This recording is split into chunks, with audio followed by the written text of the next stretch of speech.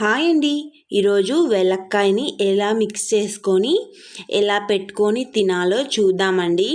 చాలా easy and చాలా మంచిదండి. ఇది హెల్త్కి ఏ కెమికల్స్ ఏం ప్రిజర్వేటివ్స్ వాడకుండా ఫ్రూట్ చాలా హెల్తీ అండ్ చాలా టేస్టీ ఫ్రూట్ అండి.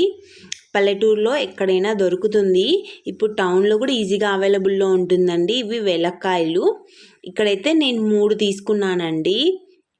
వీటిని ఏదైనా ఒకటి తీసుకొని కొంచెం పగలగొట్టుకోవాలండి. పగలగొట్టుకొని ఓపెన్ చేసేసుకోవాలి. ఆ షెల్ గట్టిగా ఉంటుంది. ఓపెన్ చేసుకొని కొంచెం చెక్ చేసుకొని చూసుకోవాలండి. ఒక్కొక్కసారి అవి లోపల కొంచెం బూజు వచ్చినట్లా చెడిపోయినట్లా అట్లా ఉంటాయి. అలా చెక్ చేసుకొని ఓపెన్ చేసుకొని అన్నీ అందులో ఉన్నది మిశ్రమం ఏదైనా ఒక స్పూన్తో అంతా ఒక ప్లేట్లోకి వేసేసుకోవాలండి. వేసేసుకొని ఒక స్పూన్తో మొత్తం అన్నీ అంతా స్మాష్ చేసేయాలి. ఆ పేస్ట్ మొత్తము.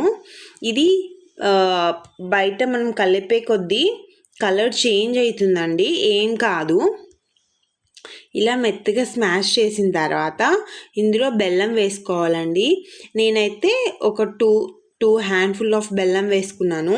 మీ ఇష్టం అండి. మీకు స్వీట్నెస్ ఎంత కావాలో అంత వేసుకోవచ్చు. వేసుకొని ఇది మొత్తంని చేయితో బాగా మెత్తగా కలుపుకోవాలండి. ఆ బెల్లంని బాగా చిన్న చిన్నగా దంచుకోవాలి. అప్పుడే బెల్లం ఈజీగా మెల్ట్ అయిపోయి ఆ పేస్ట్లో మిక్స్ అయిపోతుంది. ఇది చాలా బాగుంటుందండి. టేస్ట్ పుల్ల పుల్లగా నోటికి. పిల్లలు కూడా చాలా బాగా తింటారు. ఇందాక మనం పగలగొట్టిన షెల్స్ ఉన్నాయి కదా, ఆ షెల్స్లో ఈ పేస్ట్ని గుజ్జుని పెట్టేసుకోవాలి. పెట్టేసి ఇంకా అన్ని షెల్స్ మనం ఎన్ని షెల్స్ అయితే పెట్టుకున్నామో అన్ని షెల్స్లో పెట్టేసుకొని వీటిని ఆ మిశ్రమాన్ని క్లోజ్ చేసేయాలండి. దానిని క్లోజ్ చేసి ఇంకా మూత పెట్టేసి ఒక 1 అవర్ కానీ ఒక 2 అవర్స్ కానీ వదిలేయాలండి. అవి వదిలేస్తే అది బెల్లము అది మొత్తం కొంచెం బాగా సెట్ అయిపోయి టేస్ట్ చాలా బాగుంటుంది.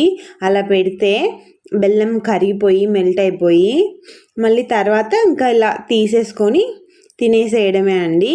చాలా టేస్టీగా చాలా బాగుంటుంది. పుల్ల పుల్లగా కమ్మగా ఉంటుందండి. మీరు ఎప్పుడైనా టేస్ట్ చేయకపోతే ఒకసారి టేస్ట్ చేయండి. వీడియో నచ్చితే లైక్ చేయండి, షేర్ చేయండి, సబ్స్క్రైబ్ చేసుకోండి. Thanks for watching.